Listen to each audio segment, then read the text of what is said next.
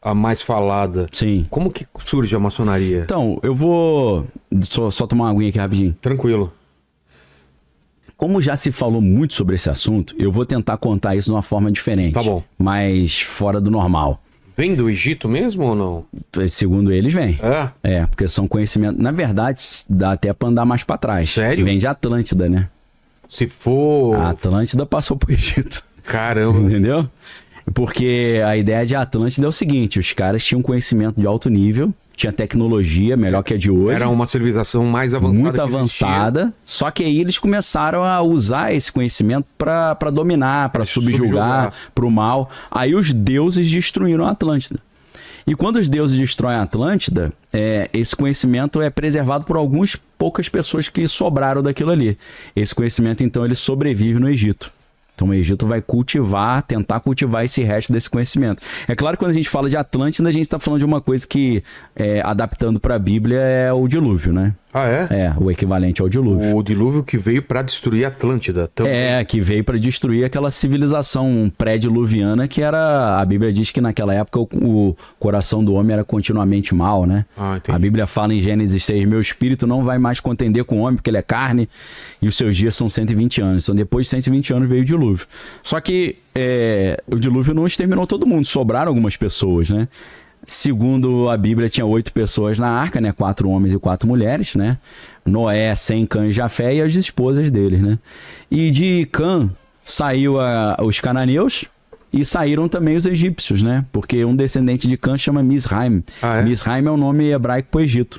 Inclusive é um nome no plural porque tinha o Reino do Norte e o Reino do Sul, por isso que é... Provavelmente teria algum conhecimento. Então, parece que esse conhecimento, o Cã e o Canaã, eles continuaram esse conhecimento. E aí o Egito foi fundado em cima desse resquício desse conhecimento, né? Talvez essa arca também não seria só de material genético, mas também de conhecimento técnico. Também, com certeza. A própria estrutura arquitetônica da arca é incrível. É um negócio que é impressionante. São medidas que você usa hoje para construir um navio. Você vê que é um navio que é... perfeito para suportar um cataclisma daquele, né? Porque ele praticamente tem um centro de gravidade que ele não tomba. Então, isso o maçom, ele gosta muito disso, né? As medidas de um navio que sobreviva a isso. Porque para eles, como é arquitetura, é construção, é engenharia, é tudo com base nos números e nas medidas, né? E não deixa de ser uma coisa mágica para quem não entende, né? Totalmente mágica, com certeza. Um papel para você e você, sem a gente transforma aquilo no navio. Num navio, num prédio, numa coisa. Como o cara morreu, deixou escrito, aí passou esse conhecimento, né?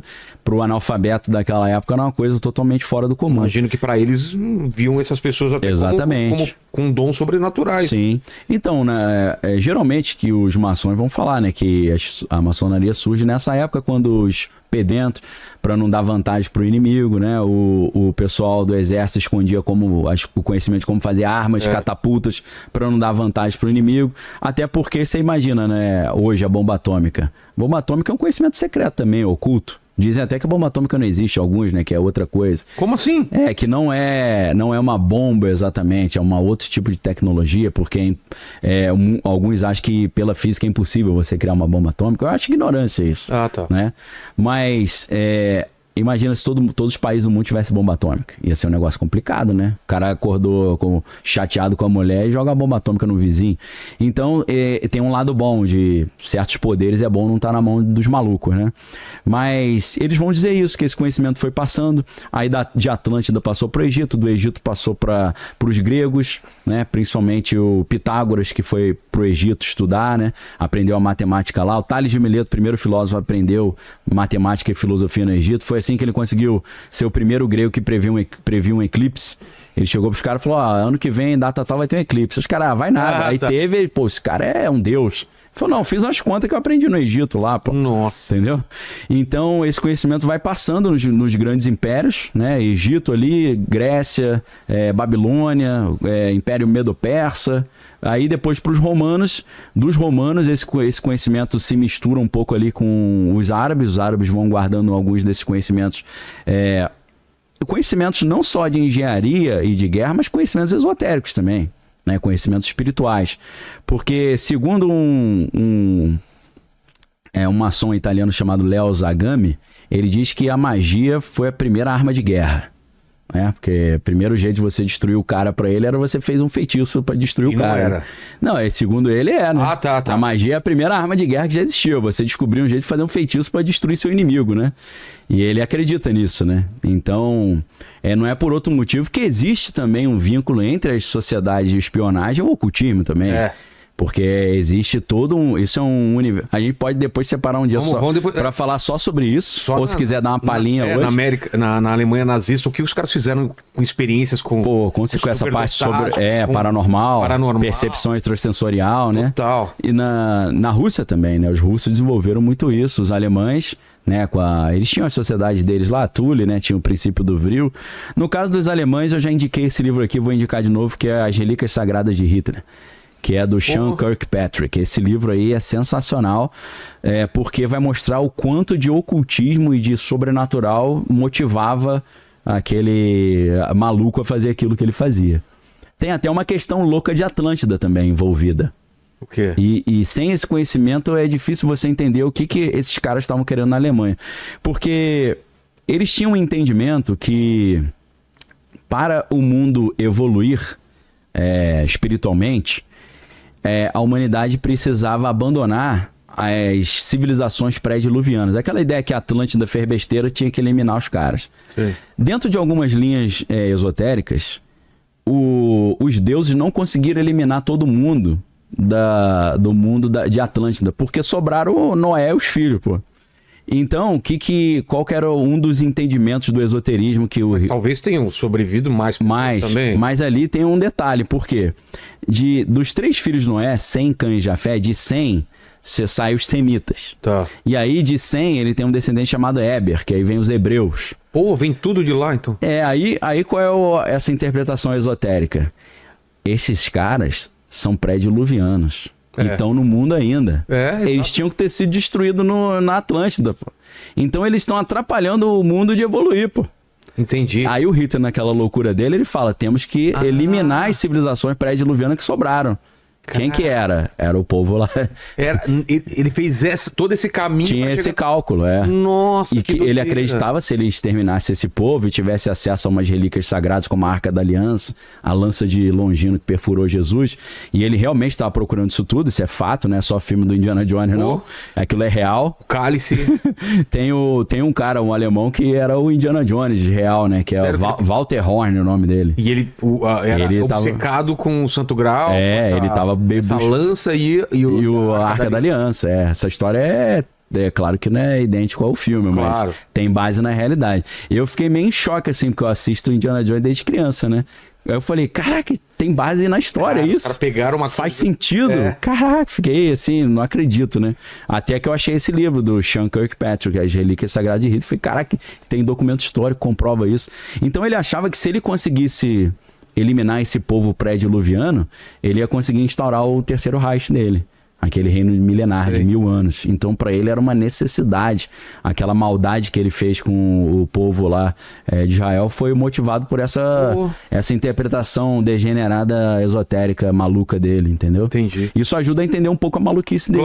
Claro que ele queria expropriar também os patrimônios dessa galera, tudo, né? Que eles tinham muito dinheiro, mas o componente esotérico é muito forte. Ele tinha essa ideia de que existia uma energia chamada Vril, e se ele tivesse a posse dessa energia, ele seria invencível. Ele realmente acreditava nisso. Você tinha falado sobre magia, né? Sim, a primeira arma de guerra. Ele tinha esse pensamento. Mas tem as leis de Clarke que eu estava procurando aqui, porque eu já tinha ouvido falar nisso, né? Que o Clarke tem 3 leis e a terceira é qualquer tecnologia suficientemente avançada é indistinguível da magia. Do Arthur C. Clarke, né? Exato, porque se você tem uma tecnologia tão avançada, por exemplo, uma nave espacial, uma coisa... Sim. Para um povo antigo ou para a gente, pode parecer magia. Com certeza. Aparecer aqui, desaparecer aqui. Exato. A gente só não entende como aquilo aconteceu, mas não é magia. Sim. É uma tecnologia avançada, né? Não, então, isso aí que você falou, sumir aqui, aparecer ali, tem um gêniozinho lá, que eu esqueci o nome dele, lá do Vale do Silício, que ele criou uma startup que a proposta dele é a seguinte. O objetivo dele é provar que se os OVNIs existem e eles conseguem sumir aqui e aparecer ali, ele tem uma proposta de uma explicação da física para isso.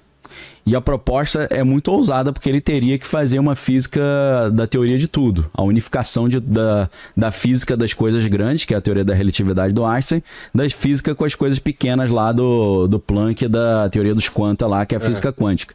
Até hoje não conseguiram fazer essa conexão da física que rege as coisas muito grandes, as galáxias, os planetas, com a física que rege o mundo subatômico, né? A teoria das cordas era uma tentativa de fazer isso, mas parece que não deu certo, né? Hoje em dia eles meio que descartaram já. Teoria M, teoria das Exatamente, cordas. isso aí. Você colocar mais dimensões para funcionar os cálculos. Exato. E uma das explicações que eu já ouvi também, Sim. os objetos que somem daqui separados, simplesmente porque elas estão atuando em outras dimensões. Sim, então, exatamente. Os nossos sentidos não conseguem perceber essa mudança. Que está operando numa porque dimensão... eles usam o exemplo se você vivesse num mundo bidimensional e encontrasse um objeto tridimensional, você não veria ele como objeto tridimensional. Não consegue ver. Você veria fatias dele. Porque a gente tá preso numa folha de papel. Isso. Aí uma esfera atravessa essa folha de papel, você não vê uma esfera. Exato. Você vê não tem nada, de repente um círculo pequeno, vai aumentando o círculo, depois diminui e depois some. É por isso que a geometria desempenha um papel fundamental nisso aí. Porque para você entender as outras dimensões, você tem que entender muito geometria.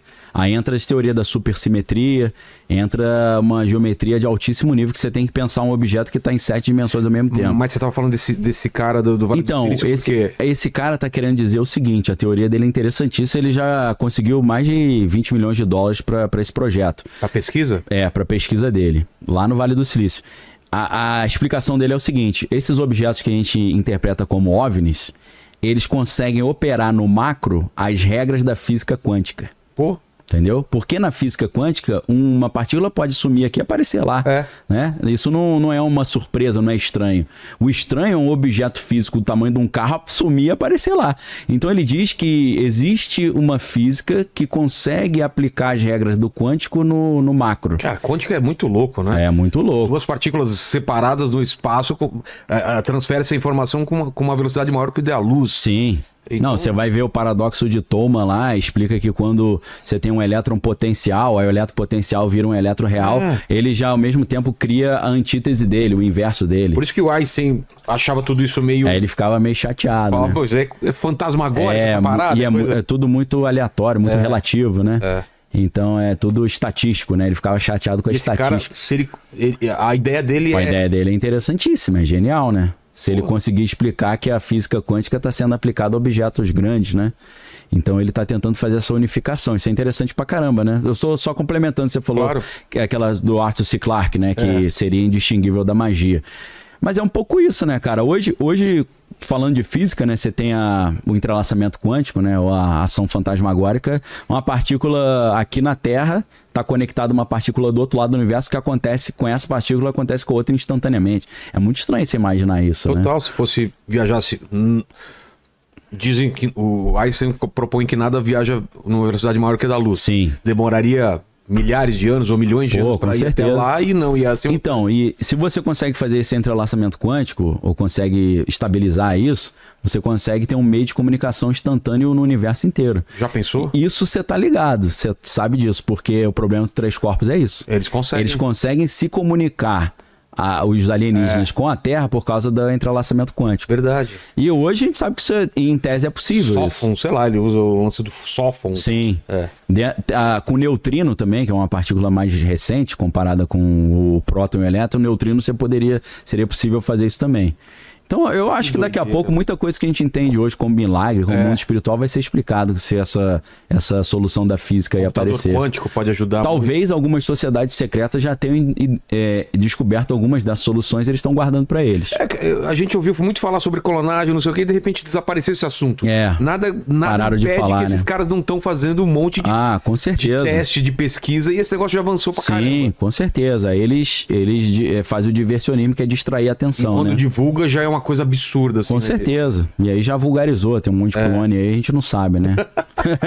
É uma opção, né? Mas a gente tá falando da história da maçonaria ainda, né? Vamos voltar pra maçonaria. Então, o que acontece, né? Esse conhecimento de construção, esse conhecimento bélico, esse conhecimento de comunicação, a escrita, ele vai sendo passado, né, de império para império, de geração em geração, até que você chega ali numa época em que muitos árabes conseguiram guardar esse conhecimento, e uma sociedade secreta curiosíssima, interessantíssima, é a Ordem dos Assassinos, que dá origem a Assassin's Creed.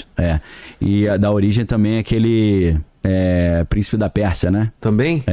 Tanto o jogo quanto o filme, né? Porque o Príncipe da Pérsia, ele é dos assassinos, ele entra pros assassinos, tem aquele salto da morte, que ele pula da torre, entendeu? Tem tudo a ver com Assassin's Creed, né? Então, esse cara, o nome dele é Hassan ibn Sabah, que era o líder desse grupo. O que acontece? Era uma época que o mundo árabe estava todo sendo islamizado, né? Tava tendo ali, depois do ano 600 e pouco, tava tendo a Revolução Islâmica, né? E ele não queria virar islâmico. E aí o que ele fez? Já malandramente. Ele montou ali um grupo de soldados ali, que eram soldados kamikaze. Como é que ele fazia isso? Ele pegava o cara, trazia pro palácio dele e falava assim, ó, eu tenho poder para decidir quem vai pro céu e quem vai pro inferno. Aí o cara, duvido, ele fala, senta aqui na mesa que você vai ver. Aí ele botava um banquete assim pro cara, o cara começava a comer, só que aí o banquete estava misturado com haxixe. Aí o cara começava a comer e ficava doidaço. Quando ele via que o cara tava doidão, ele abria uma portinha, aí tinha um harém com mulheres maravilhosas, ele falava pro cara, ó, curte aí. Aí o cara curtia, aí quando ele sentia que a onda tava passando, ele puxava o cara e botava na mesa de novo. Aí o cara falava, pô, mó viagem isso. Ele falou, então, eu tenho esse poder de te levar para o paraíso. O paraíso tem as 70 virgens lá. Eu te levo para lá, porque eu tenho esse poder. Aí o cara, pô, o cara é sinistro mesmo. Então, ele acreditava que se ele morresse pelo Hassan ibn Sabah, ele ia parar no harém lá. Então, ele cria um grupo de caras que são kamikazes total. E ele conseguiu fazer o quê? Ele espalhou esses emissários dele, infiltrados em todos os exércitos dos inimigos dele. Os caras atingiram um posto de general, de comandante lá. Então, quando finalmente o palácio dele foi cercado, os caras, os 10 reis foram pra cima dele. E falaram pra ele, ó, melhor você se render que vai sair mais barato. Aí ele falou, começou a rir, falou, você só tá vivo porque eu quero. Aí o cara falou, como assim? Aí ele, meus soldados estão dispostos a morrer por mim.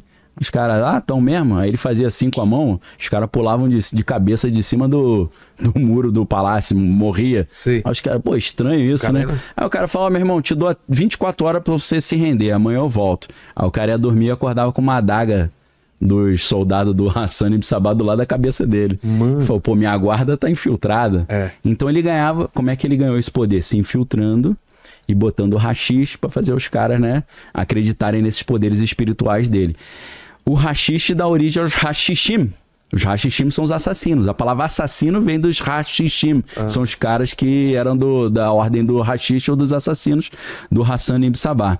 Esse cara, ele não apenas tinha esses conhecimentos de persuasão, manipulação, né, operação psicológica, utilizar entorpecente para dominar os caras, mas ele tinha conhecimentos ocultos também, de esoterismo, que vieram lá do mundo antigo. E foi com esses caras que os cavaleiros templários brigaram quando eles tentaram fazer as primeiras incursões na Terra Prometida, para as guerras de reconquista ali da Terra Prometida. Então, quando os templários foram para lá e foram lutar com esses caras, tomaram ali tomaram um sacode bonito. E aí eles falaram assim, né, se você não consegue vencer, junte-se a ele, né? Então ele falou, pô, me ensina essa parada aí. Eles aprenderam esse conhecimento, tanto bélico, quanto econômico, quanto esotérico. E aí eles, acumulando esse conhecimento e usando aquela estratégia que a gente falou antes, né? Poxa, pacificamos a rota da Europa para Jerusalém. Agora o ricão europeu, no mundo medieval, pode fazer uma viagem para Jerusalém e conhecer a terra de Jesus ali. Aí o cara saía lá com a carruagem, cheio de pedra de barra de ouro, prata, era roubado no meio do caminho. Aí os templários falavam, olha, quem controla as estradas somos nós. Então deixa o dinheiro com a gente aqui na Europa, toma esse recibo e você desconta lá o cheque lá em Jerusalém, entendeu? A gente não viaja aí, pega uns cartõezinhos Somebody Love pra caramba e bota o dinheiro ali no cartão e usa lá nos Estados Unidos. Os templários inventaram isso. Então os templários, eles ficaram muito poderosos. A ordem dos templários traz esse conhecimento que vem lá da Atlântida, passando pelo Egito. Eles aprendem a construir os prédios, os palácios, né, os castelos. Até que, como a gente falou, a igreja acha que eles estão muito poderosos, acaba com eles, né? Prende e mata o Jacques de Molay, que era o líder. E aí, alguns estudiosos dizem que nesse momento, o que eles fazem? Alguns conseguiram sobreviver, colocaram a sua riqueza em navios e mandaram lá para os confins lá da Escócia. E aí na Escócia eles continuam a cultivar esse conhecimento, que naquela época era muito mais um conhecimento operativo do que especulativo, né? Porque hoje se fala sobre maçonaria operativa em comparação com a maçonaria especulativa. O maçom operativo é o cara que sabe construir um prédio, um palácio, um castelo. Não só aprendia a arte da arquitetura e da engenharia, mas ele sabia os significados mágicos daqueles símbolos do pentagrama, do obelisco e por aí vai. Mas aí o que acontece? Em 1717, na Escócia, né, em Londres, surge a primeira loja maçônica, né? Que aí é aquela loja principal que reúne esse conhecimento num rito chamado rito escocês. Por que é escocês? Porque, segundo essa teoria, os templários que tinham esse conhecimento, que sobreviveram, levaram o conhecimento para Escócia. Porque a Inglaterra, o Reino Unido, sendo uma ilha, ele acabou sendo refúgio para muitos grupos ali pagãos que foram perseguidos na época da Inquisição e na época que a igreja estava se tornando hegemônica, né? Você chega lá nos países nórdicos, o cara ele é devoto de Odin, fazia sacrifício humano. Os caras, não pode fazer isso aqui é pecado. Aí o cara se escondia na Inglaterra. Então foi refúgio para muitos grupos minoritários ali, grupos ocultistas. E não é por acaso que o Harry Potter, Led Zeppelin, Aleister Crowley, Lago Ness, Golden Dawn, tudo lá. Vem tudo dali, né? Porque ali virou a zona franca zona franca da galera à margem do cristianismo, né? Então, assim, a maçonaria, em tese, surge disso, né? Mas é claro que ela é muito mais do que isso, tem vários ritos diferentes. Você tem o rito o rito escocês é o mais famoso, que é esse que tem 32 e tem o grau 33 ali, o honorífico, dentro do rito do escocês, sim. Mas você tem o rito de York também, que tem 9 graus, se eu não estou enganado. Você tem o rito... você tem o rito moderno, você tem até rito brasileiro, rito francês, então tem uma série de ritos ali. Então a maçonaria não é uma coisa, existe uma comaçonaria, né, uma maçonaria paralela, que aceita mulher também, assim como é baseada num grupo que surgiu na França chamado Les Droits Humains, né, que é o Direitos Humanos, e aí esse grupo aceita mulher. Tem nos Estados Unidos tem um problema, porque até então a maçonaria não aceitava pessoas de cor ou pessoas de origem afro. Eles tinham esse negócio que se é real é ridículo, né? Até os maçons europeus falam, esses maçons americanos, palhaço, né? Não pode entrar certo tipo de pessoa, não entra. E aí tem uma maçonaria nos Estados Unidos chamada Priest Hall, que é uma maçonaria que entra pessoas de cor também. Talvez hoje eles já estejam aceitando, porque hoje em dia acho que não tem mais contexto pra tu mandar um migué desse, né? De falar que não pode, que é pegar mal pra caramba. Então tem vários tipos de maçonaria.